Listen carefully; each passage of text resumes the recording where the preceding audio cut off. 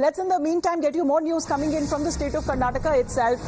This is the said Valmiki Corporation scam investigation. Sources saying that the former minister B. Nagendra's wife Manjula is being questioned by the Enforcement Directorate in Bengaluru in this money laundering case, and she's being questioned in the same case in which her husband has been arrested as Nagendra, who was arrested in a money laundering case involving alleged financial embezzlement to the tune of over 80 crores in the state ST Fund Corporation. Let's, in the meantime, go across to our reporters there in some time to help us understand as far as if the former minister who's already been taken into custody, the Enforcement Directorate that has been investigating the case, what exactly is the wife playing the role over here, because we're looking at in the same case, the wife of B. Nagendra, Manjula, who is also being questioned by the authorities. So this is with regards to information through sources that we are picking up.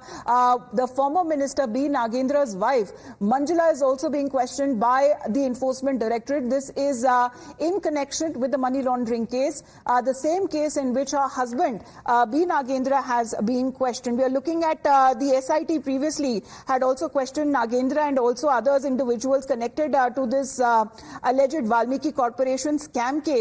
And this is in which talks about when it comes to B. Nagendra and also the chairperson of the corporation as well, who were earlier questioned by the authorities, and the arrest thereafter took place. But let's in the meantime get you this information through sources that we are picking up, where the former Mantri's wife Manjula is also being questioned by the Enforcement Directorate. We'll get you more updates on that through our reporters on this development. We head into a short break. You're watching Times Now.